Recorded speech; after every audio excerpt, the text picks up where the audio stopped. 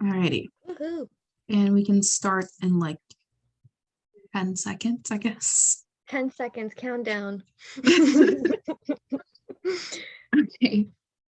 Let me sure everything's decent. Yes, perfect.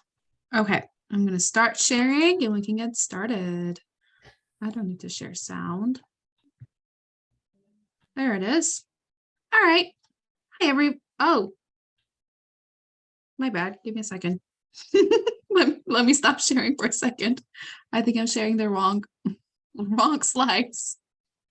Give me a quick second. Sorry.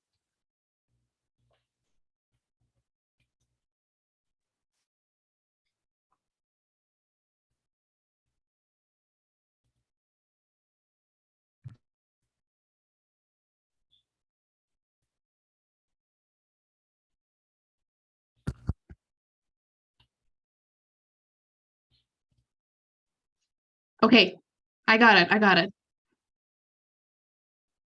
There we go. That's right. All right, everybody, welcome.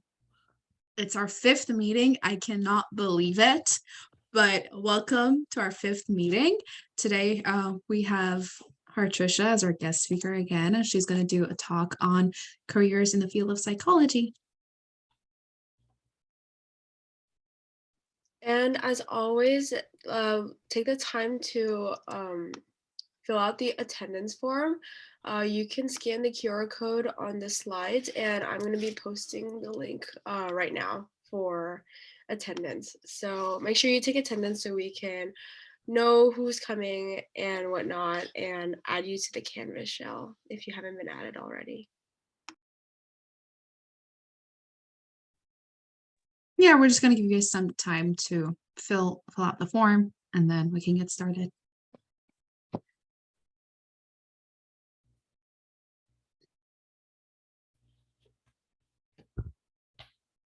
Sure, and you got to play elevator music right now. You want my Jeopardy music? Yes. Din, din, din, din, din, din, din. Din, din, din, din, din, din, din, din, din. Love it. I just love it. I mean, I was listening to Claremont while I was making my slides this morning. That was pretty soothing.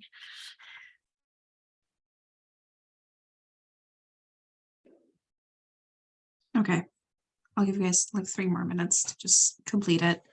And for anyone else who's joining, whoop, give them some time.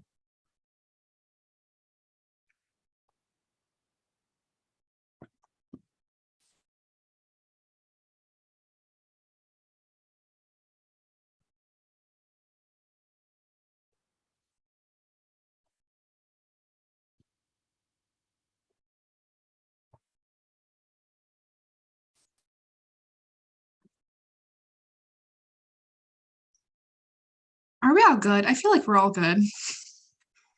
I think we're good too. Okay, I'm gonna skip. All right. All right, now that we're done with attendance, we would like to introduce you to our guest speaker. And our guest speaker for this week is Professor Hartrisha Dhindsa.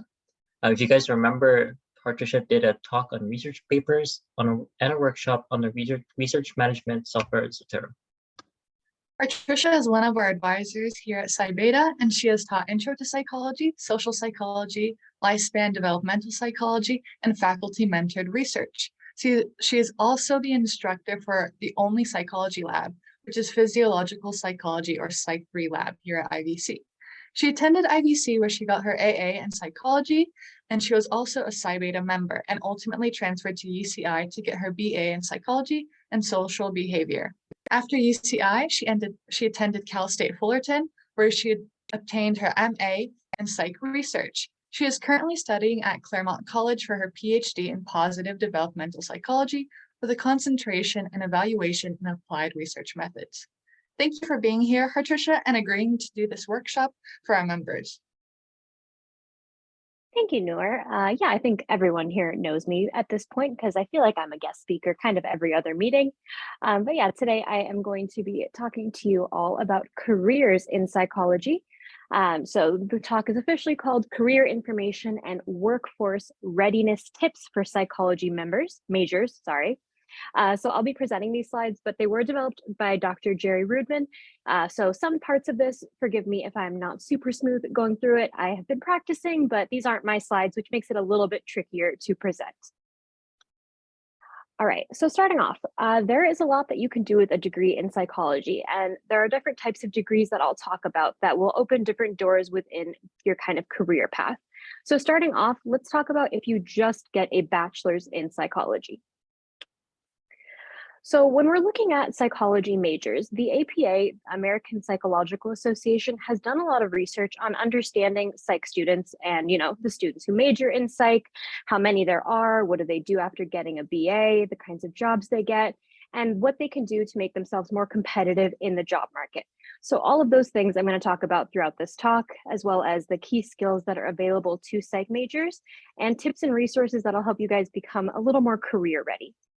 Sorry, I don't know if you can hear that cricket that just joined us here, but there's a cricket like somewhere next to my desk.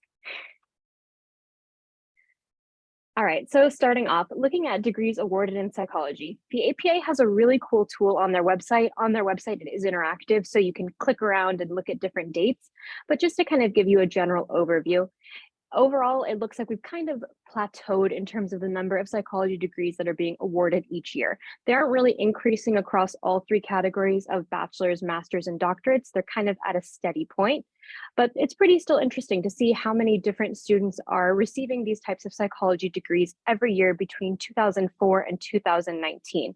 And you can see, like, especially for bachelor's, where we were in 2004 versus where we are in 2019, there was an increase over time. But when we look at the outcomes, there are a lot of different things people who have psychology BAs choose to do. So some will get doctorate or professional degrees in something other than psychology. Some are going to go directly into the workforce, more than half. 12% will pursue a master's, 4% will pursue a doctorate, or a non-psychology master's is also an option, just to kind of give you an idea of where people are choosing to go with these degrees once they've earned them.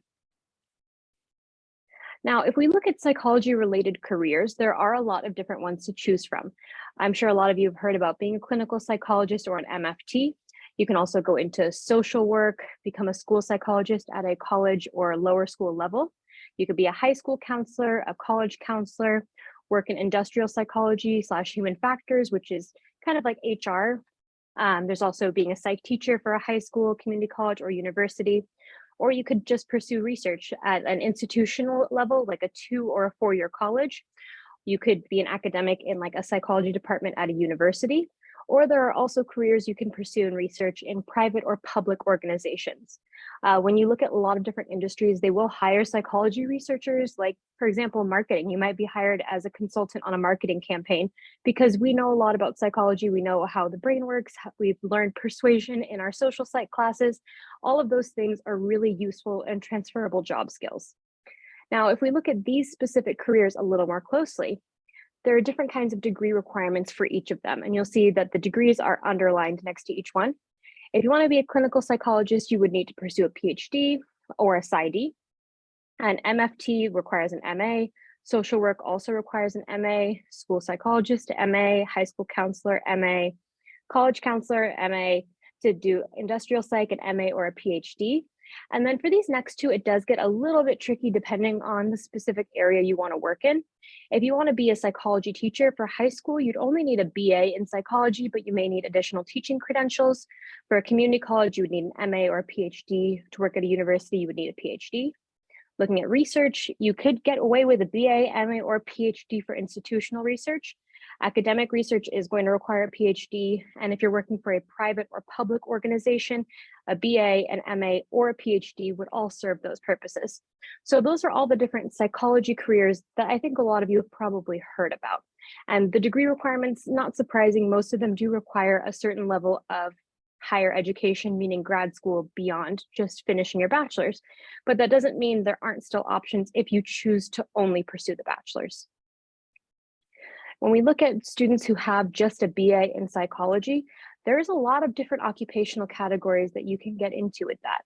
Looking at what the top ones were in 2019, we see management takes about 31%, professional services 19%, sales 17%, and these can always lead to different occupations in management, occupations, and business and financial operations.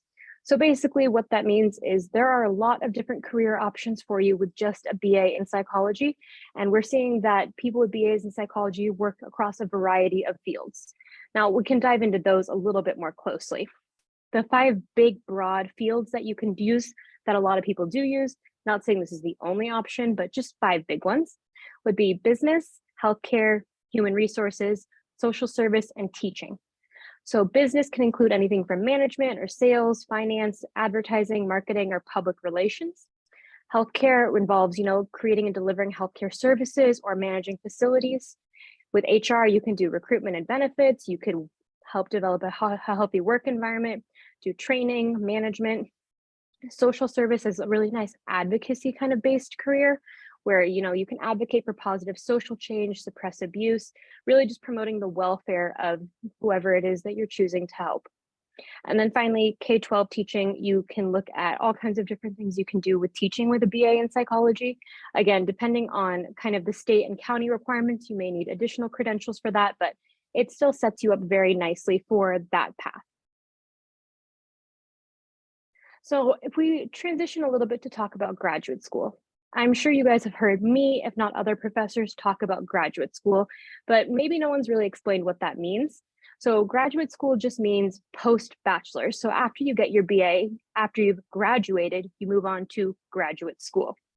And there are different kinds of grad programs. You could do a PhD, a PsyD, a master's. A master's degree is typically going to take 2 to 3 years. Mine personally took me 2, but there are some like MA versus MS programs. So an MA is a Master of Arts, MS is a Master of Science, and at Cal State Fullerton, at least, the MS did take a little bit longer to complete than the MA. Most people I know were there for about 3 years. For the MA, we were only usually there for 2. For a PhD, that's going to take a bit longer. 5 to 6 years is the estimate that Dr. Rudman had on here. As someone who is currently in that field, I can tell you there's a lot more variability than that. Some of my friends have been in the PhD program for 8 or 9 years. It really depends on kind of the work-life balance that you can develop with school. Those who are able to be in school almost full-time and only work part-time get through it faster than some of my friends who have full-time careers and do school on the side. So those kind of factors are going to affect how long it takes. But really the hard part about grad school before you even start is finding the right program, figuring out what's a good fit for you, and then getting into that program. When you're getting into grad school, the biggest things that they're going to look at will be your GRE, which is the graduate record examination, basically like the SAT for grad school. I'm happy to talk about that exam in more detail if anyone's interested at the end of the talk, but yeah, the GRE is a whole beast. I will tell you more about it if you guys are interested. Then also they'll look at your letters of recommendation. So it's really important to make sure you're cultivating those relationships with faculty that can write you those letters. It's much easier as a faculty member to write a letter of recommendation to someone I know well, someone who has shown up to my office hours, who's taken the time to talk to me outside of class. If I know you on that way, on that level, it'll be much easier for me to write you a strong letter of recommendation. And then finally, experiences that help qualify you. You guys are off to a great start already by being active in Psi Beta. Psi Beta has offered me so many great opportunities in my career, especially in terms of, networking, getting to know people, especially at these conferences, presenting at conferences, working on independent research. All of those experiences count a lot for undergrad, but also for grad school. Having all this research experience from Psi Beta my first year of college, it set me apart from other applicants when I was applying to grad programs because I had, 7 years of research experience where other people maybe only had 3 or 4. So those kinds of things do matter. Now, if we look at where psychologists work, there are a lot of different places someone with a PhD in psychology may choose to go. I'm not going to read through all the details of this graph, but basically the gist is here you could get an academic job, you could work in a non-academic setting, independent practice, some kind of healthcare services, for the government, or a business or nonprofit. So there are a lot of options, and you can see there's a lot of kind of division here. None of these categories are super small. Everything is kind of recruiting some of our doctorates in psychology. Just something to be aware of though, this data is from 2009. So it could be that other things have changed since this data was collected. Now, if we look at how psychology relates to all these jobs, something really interesting to note is that those who have a higher degree in psychology feel that their job is more closely related to psychology. If you just have a BA, then maybe the skills you developed as a psychology major are useful, but the actual content of psychology might not be as closely related to your job. Versus if we come down here to the PhD and Psi level, you can see 97% of those surveyed said that their job is related to psychology, and 85% said it's closely related to psychology. So just a little tidbit there for you to know kind of how much psychology is going to be relevant to your future career if you were to pursue these degrees. Now, I'm going to switch gears a little bit to talk a bit more about the skills that we develop as psych majors that are useful to us in terms of career readiness. Now, we start off by saying, what is career readiness? It's basically a foundation that shows that you have competencies, knowledge, the ability to use your college education to be successful in the workplace. It's translating the things that you've learned in classes and in these kinds of talks into real world workplace skills. And that's something that psych majors actually do very, very well. Now, before we dive too much into all the individual skills, which I will talk about, I'm sure a bunch of you are curious about how these things might affect your salary, different types of fields that you can go into. Well, like I said, these tools are available on the APA website. You can see the hyperlink for it right here. So if you guys are curious, you can look at what the salaries have been over time. But just to start off here, this is looking at early careers in psychology. So the first few years of your career, what kind of income can you expect? Now we're looking at about 65K to 93K salary to start off with, which is a pretty good range, pretty good starting point. And this tool will go down and break it down for you depending on the different types of positions or sectors. So you'll see here that on this side, the government is the highest paying sector apparently, but on this side here, we've got management being the highest paid position. So I really recommend if you're curious about these things to go play with these tools, but then also just to see later in your career, you can expect those numbers to be significantly higher. You'll see here on the first page, our range is 65 to 93. Once you get later in your career, the range comes up to 90K to 240K, which is a huge difference, a lot of room for growth within your career financially. Like I said, here we've got management jumping all the way up to 240K, and then the government over here jumping up to 219K. So like I said, I really recommend playing with this tool. It's a really useful way to kind of visualize your options. So going back to those skills though, like psychology does offer a lot of really universal applicable job skills. We have what's called the skills gap, which basically is the gap between what an employer wants you to be able to do and what graduates are actually able to do. And if you're able to kind of fill in that gap and bring those skills to the table, that makes you a much more marketable job applicant. So that brings about two questions. What are these skills that employers are desiring? And how can psychology help you acquire those skills? Starting off, we're going to look at all of those questions, and then I'm also going to share some soft skills that will be essential for job success, no matter what kind of career you choose to pursue. So if we look at psychology, we're looking at some really, really great skills that the APA has identified that psychology students have. So there are 17 skills within 5 major areas. I will share my slides so you guys will have access to all of these materials later if you want to look at them in more detail. But kind of looking at it from an overarching perspective, cognitively, we're better at analytical thinking. We have great critical thinking skills, creativity. We know how to manage our information, like with Zotero. We've got great judgment and decision making.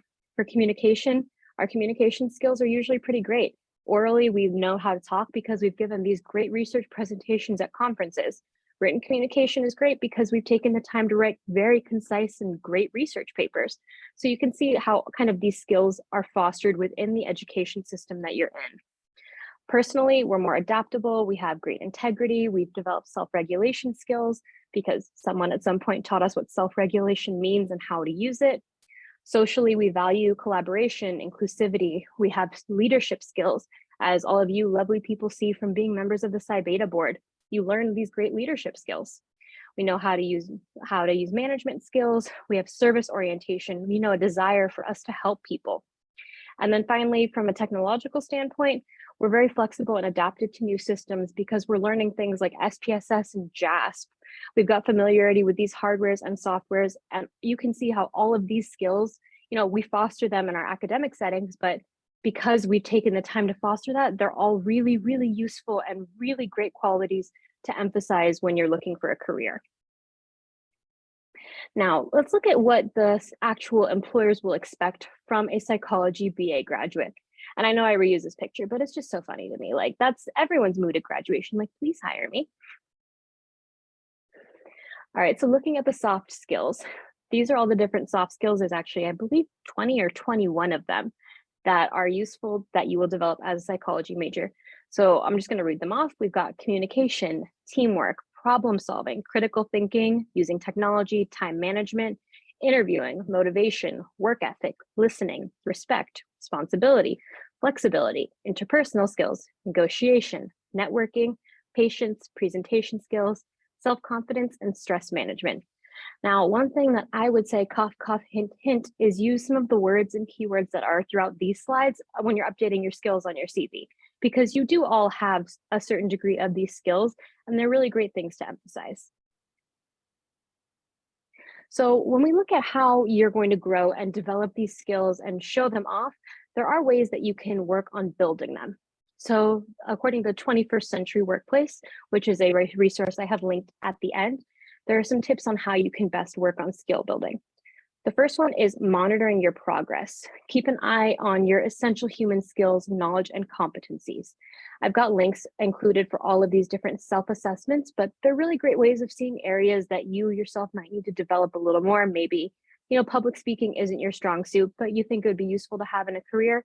This is a way for you to kind of objectively test the skills that you need to work on so that you can be more attentive and develop them further while you're still in school. Looking at skills, there are skill building courses and workshops that exist within and outside of your major. We're very lucky. Dr. Rudman has compiled amazing lists of these on the Psi Beta website, which I have linked in these slides as well.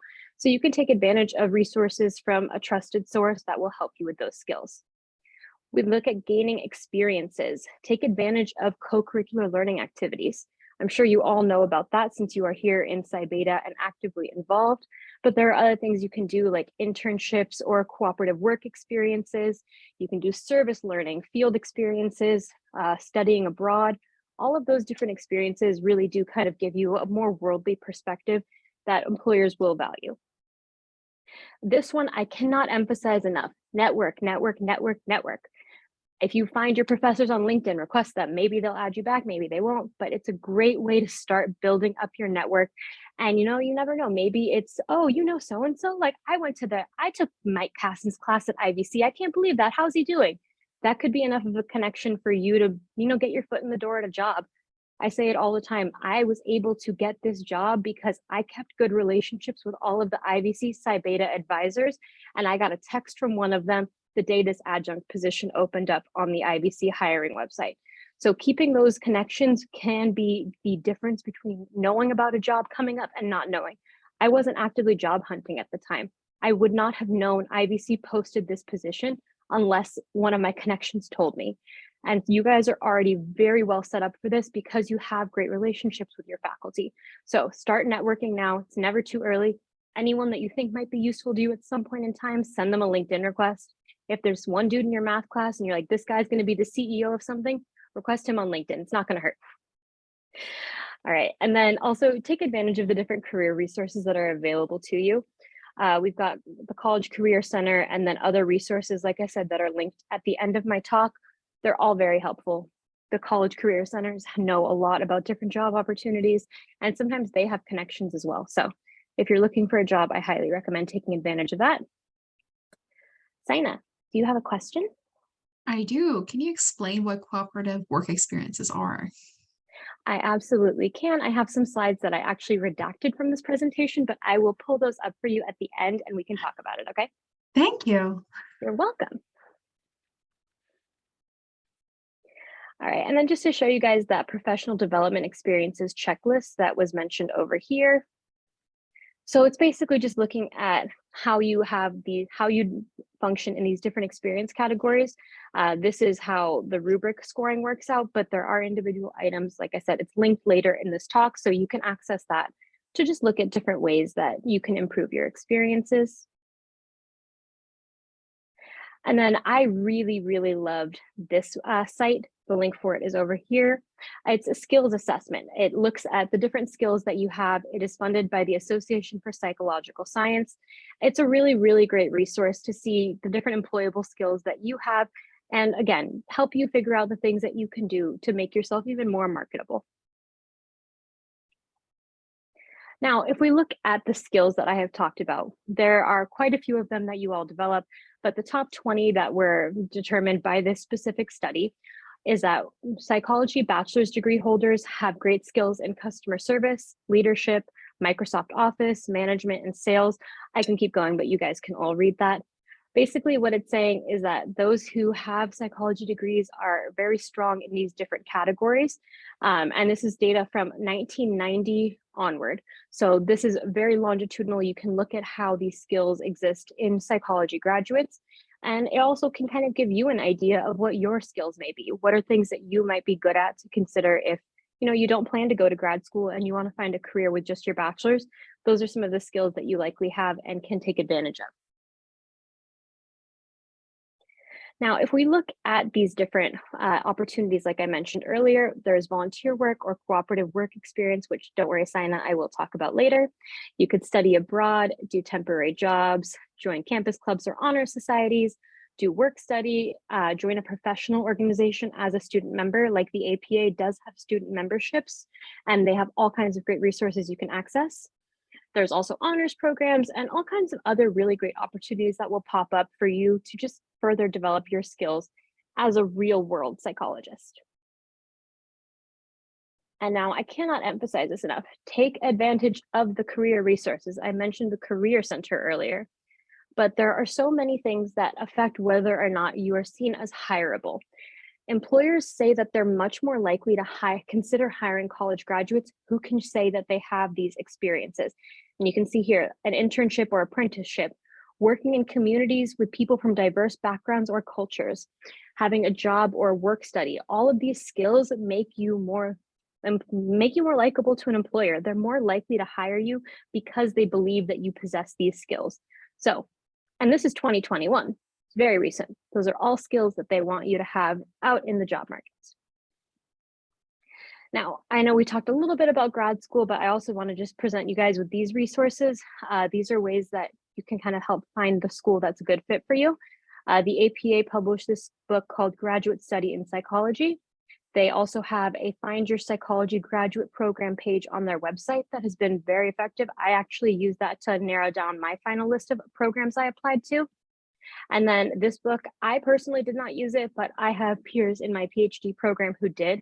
And apparently it is an amazing, amazing resource on how to get into a grad program. So I will make sure that you guys have access to this, but those are 3 things that if you're considering grad school, absolutely want to look into. All right, and then this is another great resource.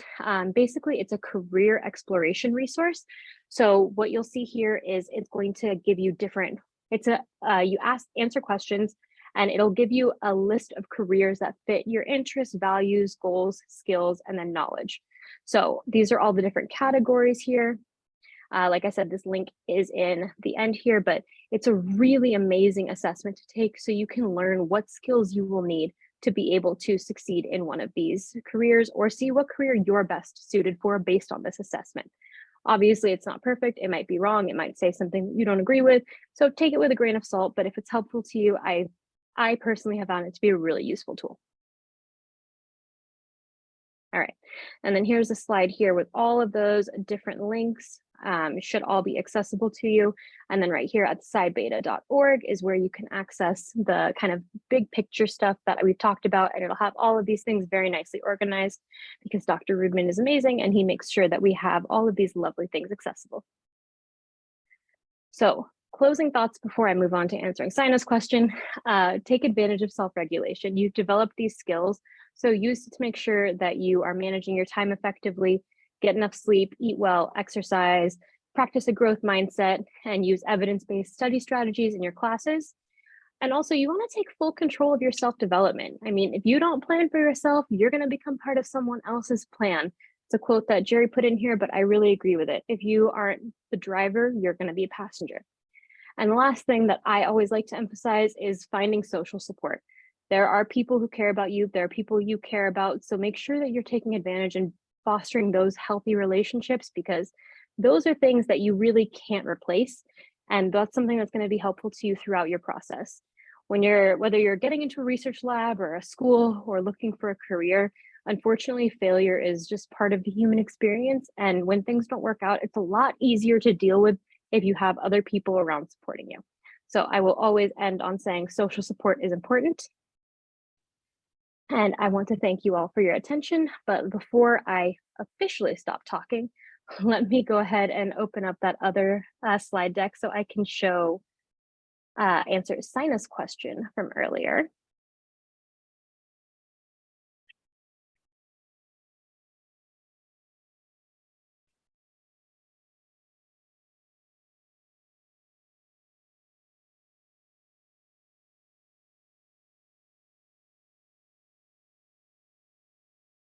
Okay.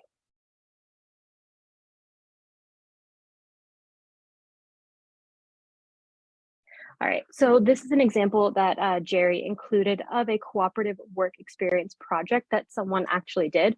And it's at something called the Northbound Treatment Center, which is a substance abuse treatment facility. Now, basically, Northbound, their goal is to provide inpatient detox treatment and hospitalization. They have as many as 87 clients at the facility staying for treatment of up to 90 days. So typically clients will get sober in the detox section in up to 10 days, and then they'll move on to join the residential clients. Clients spend most of their day doing group activities and therapies.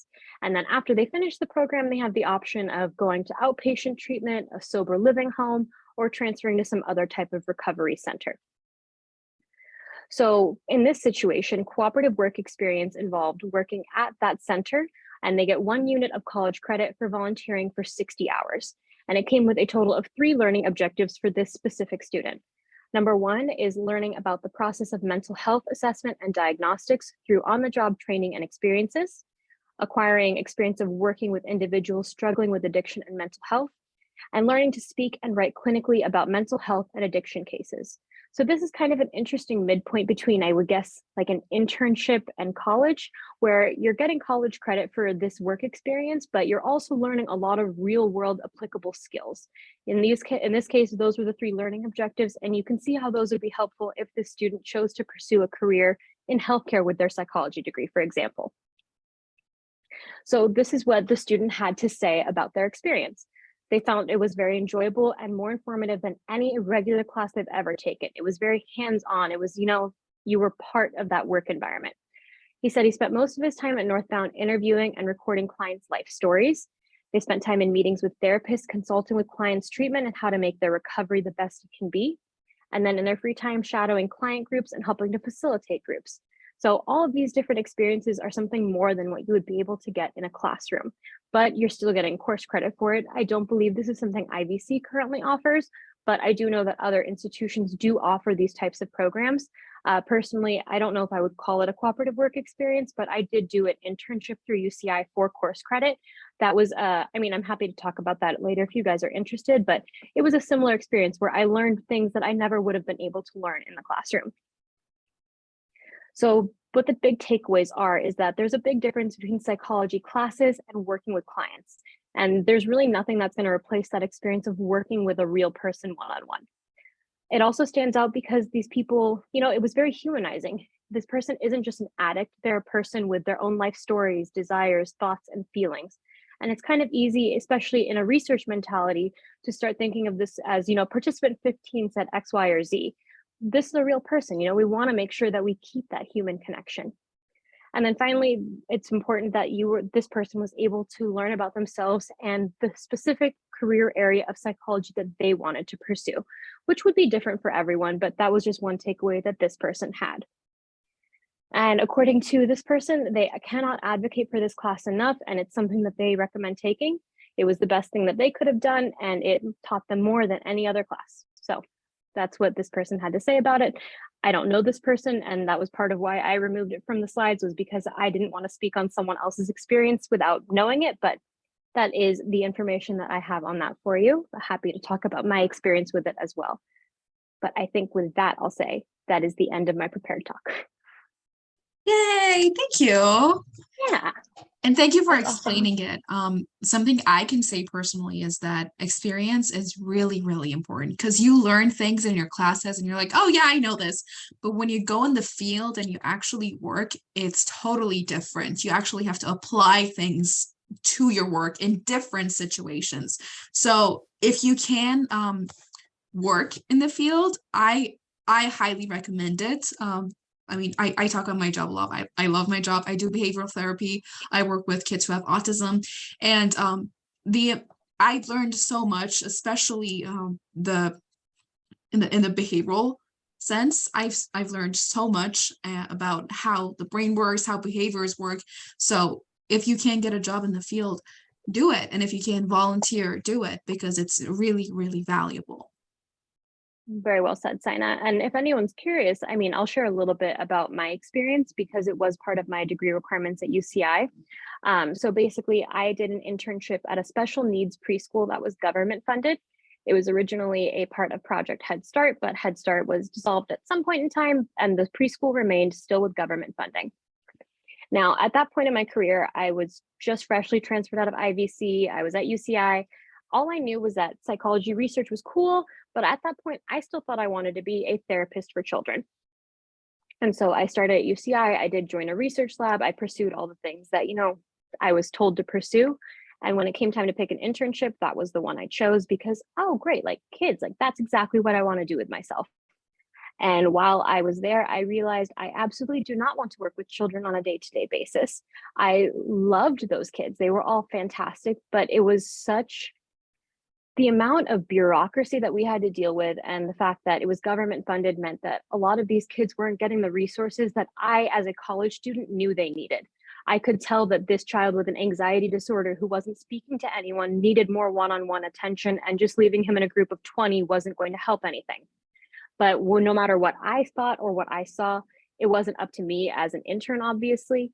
And I realized that even the teachers were burnt out because they had spent so much time fighting and advocating for students over the years and not getting what they needed, that at a certain point they kind of gave up.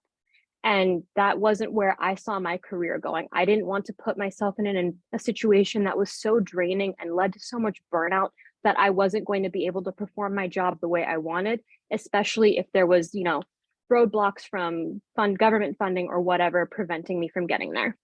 And like I said, I loved the kids, but I got the worst stomach flu of my entire life one day working there because of, children's germs and whatnot. So it wasn't for me. And I'm really glad I had that experience because I don't know what I would have pursued in graduate school if I didn't realize, therapy and working directly with a client or one child is not for me.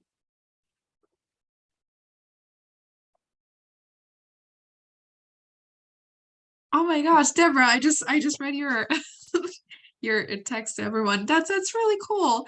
Yeah. If you want to talk about it, we'd love to hear your Sure. thoughts. Yeah, my son's on the autism spectrum, and he is 15 now, and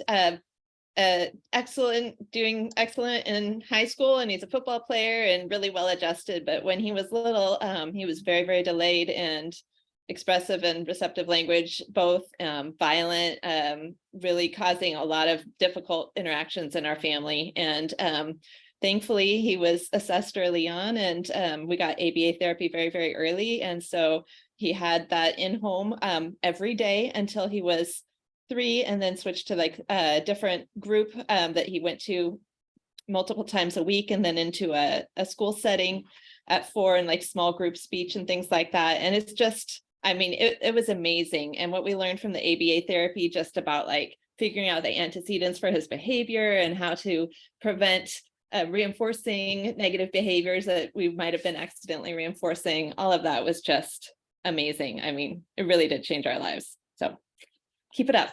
That makes me so happy to hear. Yeah. Like I personally just love my job so much. The interaction that I have with my kiddo, it's just I can't even describe it because of how special it is.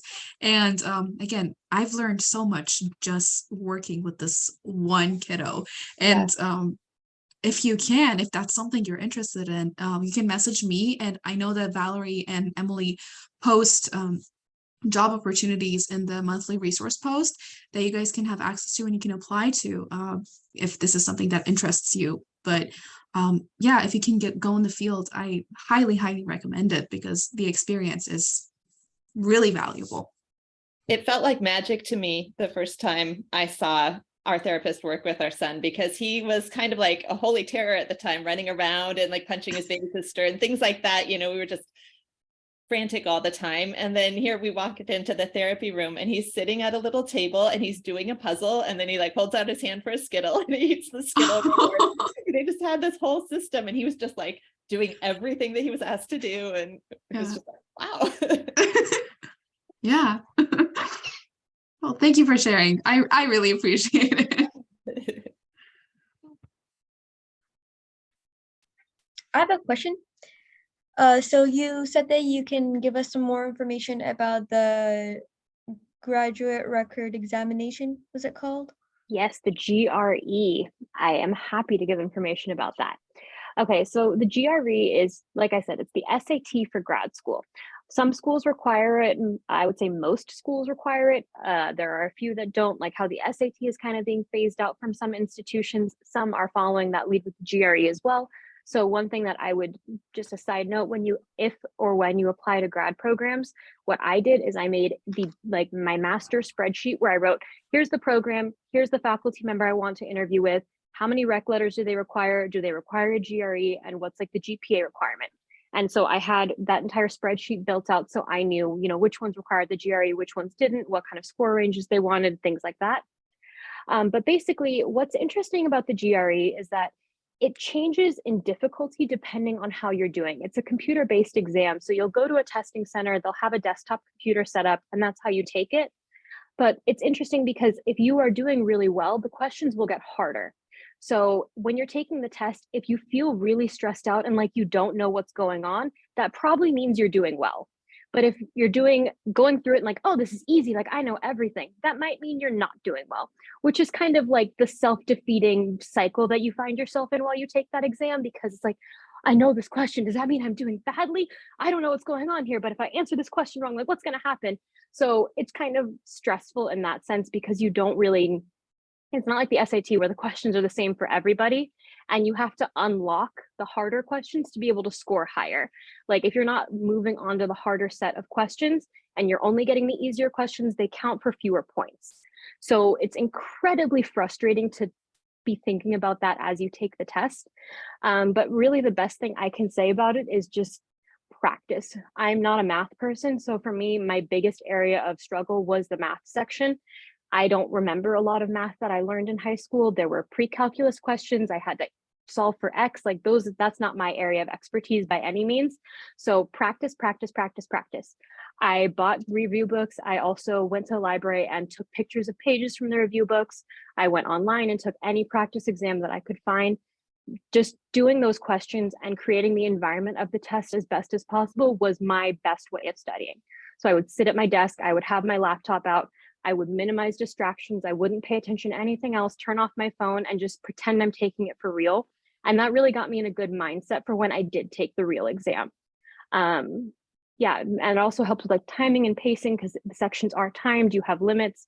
So that's really the easiest way that I can say to study for it. That's what worked best for me. Obviously, it might not work well for everyone.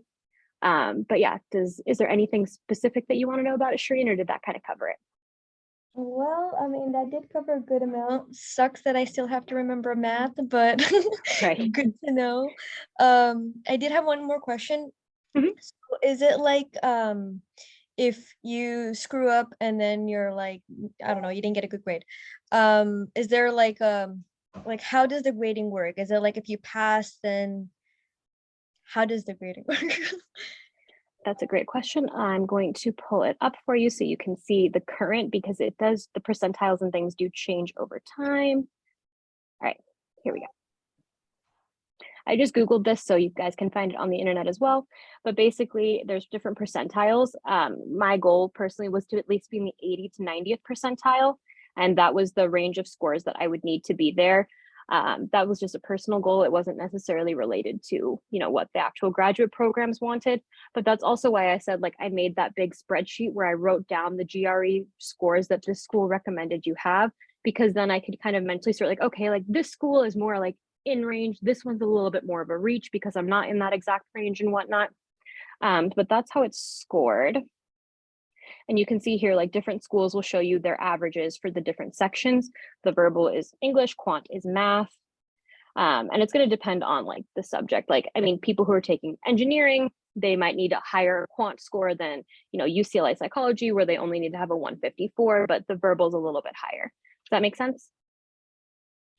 Yeah, 100%. Seeing it made it a lot more easier to understand.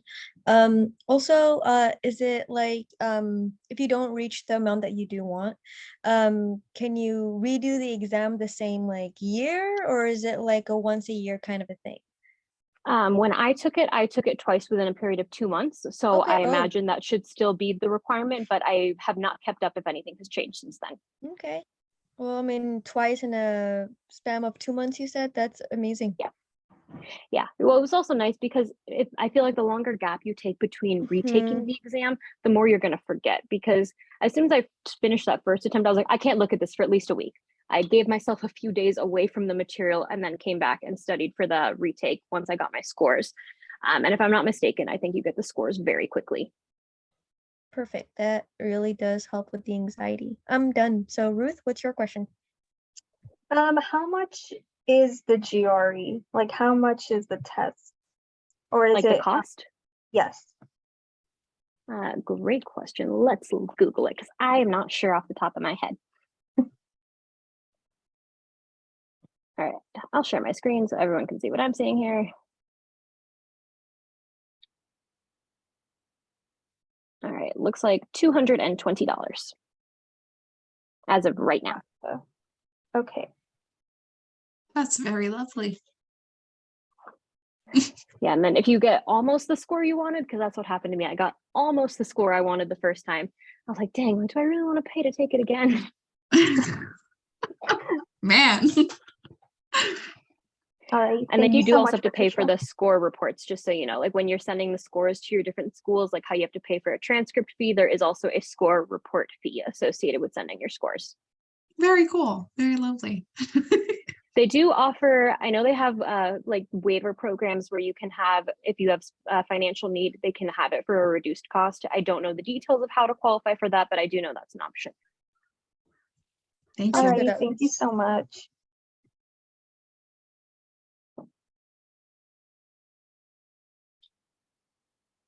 Anybody else have any questions about jobs or the GRE or some other thing that you think I might know the answer to?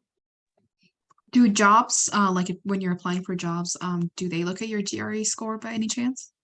I didn't have to submit it for this job, so I would be surprised. I think it's really like, how the SAT is just to get you into college? Yeah. From my understanding, the GRE is just to get you in to graduate school. Okay, thank you. There's a question in the chat by Noor. She's saying, what are the benefits of having active student membership in the APA? Oh, great question. Okay. Well, the APA does offer different learning opportunities. They collect all kinds of great data, like the data I shared with you guys today about psychology outcomes and, how to take advantage of different skill sets that you have. They also have different types of career support. It's really just, it's like being part of a network of people who really just want to help you succeed in psychology, because we want the field of psychology to succeed and grow. You'll be able to access like subscriptions to different journals. You can network, you're supporting like the field. I feel like those are the big ones, but I may be forgetting something. Thank you.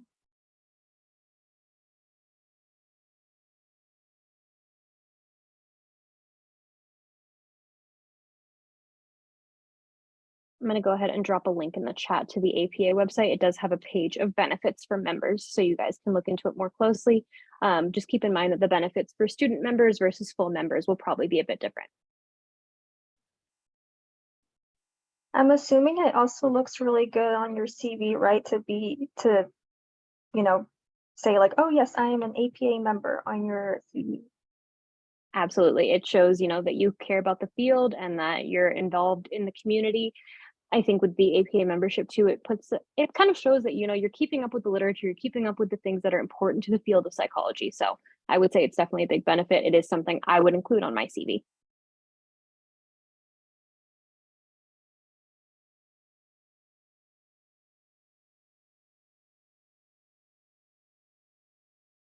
Anybody else have any questions?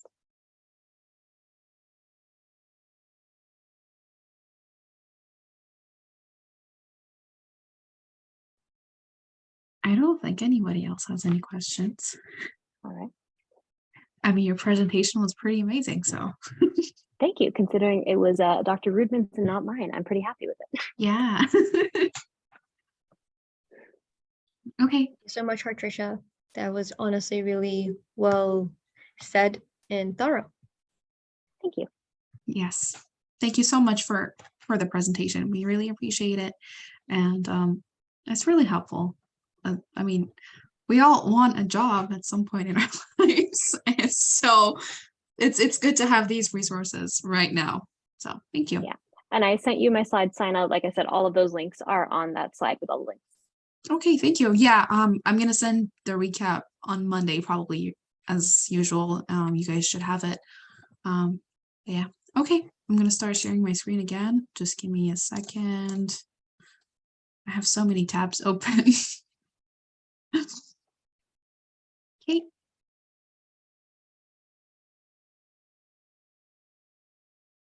All right, cool.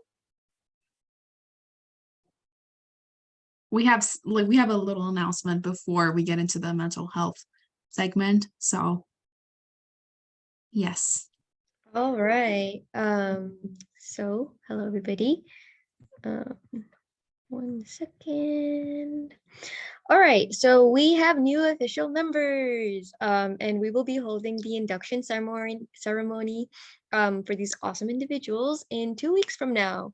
It will be placed on November 18th from 12:30 to 2 p.m. to celebrate our new inductees. And obviously we're gonna hang out and get to know each other and just have fun. So we would love to see all of you there, hopefully. And the ceremony will be in person and it'll take place at IVC in the district building, room 120, which I believe is downstairs. And Zaina will be sending out a Google form for you guys to RSVP if you are planning to attend. And so please make sure you fill it out so that we have enough supplies for everyone. And we will hang out, eat food, have the ceremony, then play games. And it's going to be a really fun event. And we all just want to have a good time together. And the new inductees will be receiving a certificate of membership alongside a Psi Beta pin. And then just so you guys are aware, you don't need to be a new inductee or an official member to attend. You're all welcome to attend, but you just need to RSVP so we can plan accordingly.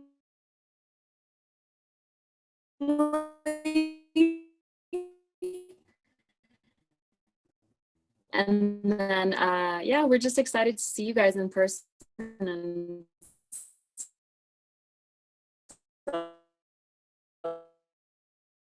celebrate our new official members so they can do their mental health segment. Thank you, Emily. I feel like you were cutting out a little. So yeah, just make sure you guys RSVP so we know how many people are coming, and you can RSVP after I send out the Google form. It's gonna be pretty easy. It's just gonna ask you guys a few questions about your dietary restrictions and about your preferences. But yeah, I'm gonna stop sharing. Okay, Sam, I think you're good to go. Good times.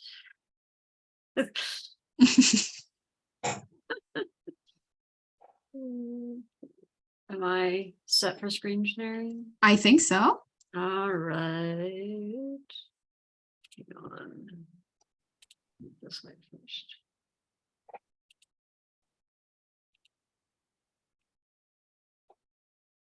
Nope, can't do it that way first.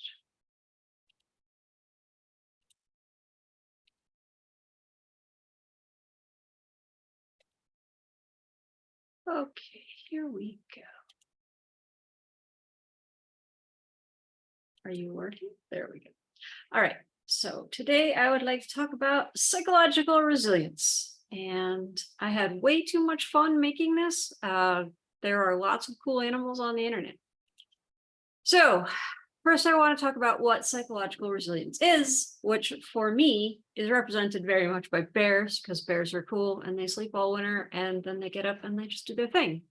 But resilience is the ability to cope with, adapt to, or even grow from adversity. It's the ability that some folks have to roll with the punches that life throws at you, because stressors are going to happen. Life is full of stressors, and resilience is what allows us to be not overwhelmed by it. So let's talk about, there's a lot of talk about grit and resilience when people talk about these sorts of things. So there is a difference. There was a study out of the University of Texas at Austin, and they actually were able to define what the difference is between the two of them. Grit was defined as the perseverance and passion for long-term goals, whereas resilience was defined as the ability to bounce back or recover from stress. So in this particular study, they were looking at the effect of grit and resilience on continued enrollment in college after academic probation. So they did a huge study, which I have linked in the sources cited. But the main difference between grit and resilience is that grit was about perseverance and maintaining interest, but it didn't necessarily come into play when setback was encountered, whereas resilience was what determined whether or not students who did encounter a stressor or a setback, in this case, academic probation, were able to sort of power through it and continue on with school. So the study found that grit was actually a factor in whether or not students enrolled in college in the beginning. Like, you have to have a level of self-starting, stick-to-itiveness to get into college. But once they got there, when they looked at students with a history of academic probation, there was a high correlation between those that scored high on levels of resilience and those that actually stayed in college that wasn't present simply with those that had grit. So in another study, which was looking, it was a quasi-experimental study, it's very recent, it's from 2021. It was done purely on married couples, employees at the Kavir Steel Complex, which is in Iran. And it was about how they were dealing with the stress related to the COVID-19 pandemic. And so the study was, there were 30 married couples. They were randomly put into either the control group or the case group. It was 8 weeks long of a program. So the case group every week got 60 minutes of what is called resilience training. And then I don't know how they filled the time. Presumably, since it was a quasi-experimental, they probably did do something with the control group, but basically it's probably just socializing or what have you. So the resilience training was specifically taken from Henderson and Milstein's resilience training package. Their book is excellent. I have it in the sources cited. I recommend that everybody read it. But what their package includes is training in self-awareness, worth, effective communication, affiliation, foresight, self-efficacy in decision-making, self-efficacy in problem-solving, self-efficacy in taking responsibility, emotion control, and meaningfulness. And the results from this study showed that in the post-test environment, because there was a pre-test and a post-test, the people who had done the resiliency training scored much better on how they were coping with stressors. Like, they took the same test before and after this experiment, but they all showed the same level of ability to cope with stressors beforehand. And then afterwards, the case group showed a statistically significantly better ability to cope with their stress. So now that we've done all this, let's talk about what you can do to actually help build your own resilience, because while some of it is genetic and some of it has to do with your childhood, which you can't go back and redo, there are things that you can do right now to make yourself more resilient in the future. And I'm going to tag on a little bit onto Professor Dhindsa's talk, because the very first thing that you want to do is gather, if you have one, lean on if you have one, and foster, if you don't have one, a good social support network. In some cases, for people that don't necessarily have great social skills, this may require learning some social skills. Social skills trainings is really, really useful. And your social support network is going to be what gets you through just about everything in life. Another way of developing resilience is to set small, achievable goals for yourself. That sounds a little bit foolish, but sometimes what you have to do is you have to make your to-do list for the day. And the first thing you need to do is make a to-do list, check it off immediately. What this does is this trains your brain to, first it gives you the hit of dopamine, you have accomplished something, huzzah. And that gives you practice so that when you eventually set larger, more difficult goals, you have in the back of your mind, I know how to do this. I can do things. I can set goals. Practice mindfulness is another good one. So I'm going to give a shout out to our mindfulness coordinator, Joshua. You should probably maybe go to one of his things. Another thing is to try and approach stressors as problems to solve or challenges to overcome instead of crises to survive. Now, I'm not saying that, if hurricane destroys your house, that you're going to feel a lot better about it when you're like, this is just a challenge. But, there are lesser stressors that happen in life, but sometimes we react to them as though a hurricane has, broken down our house, when in fact what it is we're late for work, or, we got to be on an assignment. It is possible to train yourself and to talk to yourself into seeing this as a challenge. Okay, well, I got to study harder for the next one. Then brings me to eliminating self-talk, negative self-talk, because this is a huge one. If the worst enemy that you have is your own inner critic, you're going to have a hard time. Some really great advice that I got on this particular front is that when you talk to yourself, you say something really mean to yourself, ask yourself if you would talk that way to your best friend if they came to you with a sort of problem. And if the answer is no, then change how you talk to yourself. Try and talk to yourself the way you talk to your best friends, because you are deserving of that. And then the other thing to do is to practice realistic thinking, because stress happens to everyone. We all have setbacks. We all have challenges. Sometimes terrible things happen. You're not doing anything wrong because you have stressors in your life. You're not living life wrong because it is challenging. That is just part of being alive, unfortunately. So if you can sort of alleviate yourself of the guilt, because it just happens that stress happens to everyone. Here we have our sources cited. Like I said, I highly recommend the Resiliency in Action book. It's an excellent, excellent source. And there we go. Thank you so much, Sam. Thank That you, was so Sam. perfectly said. Loved it. Yes. I love resilience. It's one of my favorite topics. I love the fact that it is a learned skill, because I think that that is probably the most hopeful thing about it. Yeah. Facts. Thank you. Thank you for that amazing presentation. Okay, I'm going to share my screen again. Give me a second. Okay, we're done with the mental health segment. Again, thank you, Sam. And all right, Josh, you can take it away now.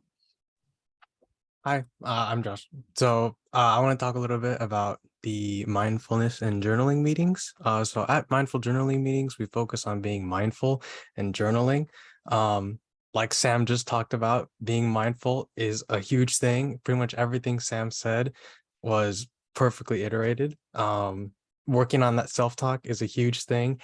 I, for one, am best friends with the critic in my mind, and it certainly does make life harder.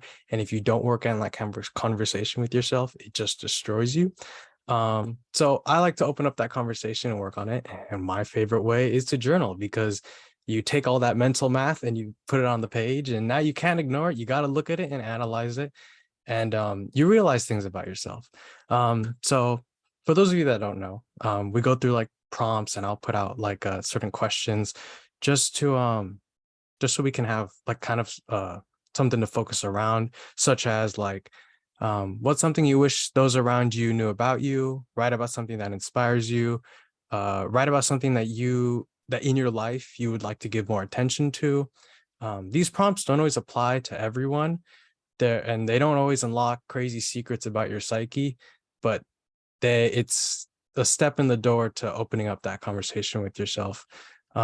We also go over gratitude and affirmation writing, where we basically write about what we're grateful for and things we need to remind ourselves of. That's one way that you can introduce resilience into your life. Affirmations will by practicing them and that way you talk to yourself, you can build resilience that way. And yeah, we have weekly meetings on campus. There's one every week on campus near on a patch of grass near PE 100 at 4 to 5 p.m. It's the little red circle on the map that's on the presentation. Thank you, Sina. And yeah. Oh, and there is an early meeting tomorrow. It's a virtual meeting in the Mindful Journaling Lounge of the Psi Beta Discord at 10 a.m. Yeah. That's about it. Thank you. Yes. If you guys can go, please do it. I haven't been able to go to any of them, unfortunately, because I work at that time. But Josh is doing a session on Saturdays now, which is amazing. It's awesome. If you guys can go, please come.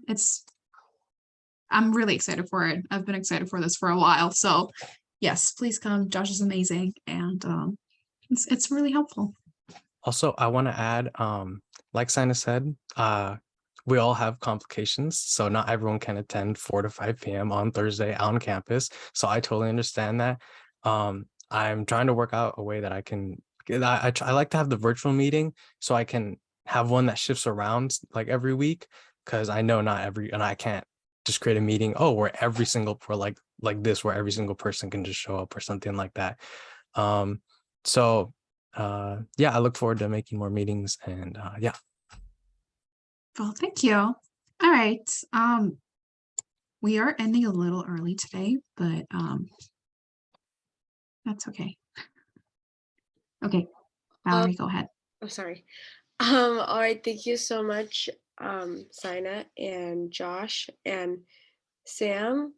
Just a reminder to keep in contact with us. Please follow our Instagram, Facebook, join our Discord because we're the most active there, or sorry, or email Sina so you can join our Canvas shell so you can be updated with all the recent announcements and events that are coming up. And we always update the Canvas shell like every week, month, and we're the most active on Discord. So yeah, those are just some ways to stay in contact with us. And if you guys don't mind, I like to take a picture and add it to our Instagram page. So if you're willing, please turn your cameras on. And if you don't want your picture to be on Instagram, you can keep your camera off. And I can do the screenshot. Sorry. Okay. 1, 2, 3.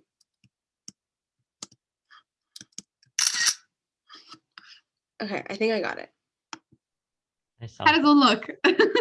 Let me see.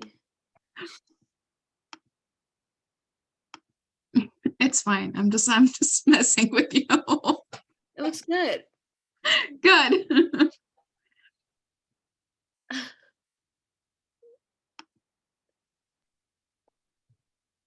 Nadia, happy birthday or congratulations for any celebration those balloons are for. Yeah. My birthday was like a few weeks ago. Yeah. Oh They my won't go god. down, so I'm keeping Happy them. late birthday. Thank you. Okay, I think, yeah, we're all done. If you guys want to hang out, feel free. And if not, we're all good. Thank you for being here today. We appreciate it. Have a beautiful day and an even more beautiful weekend.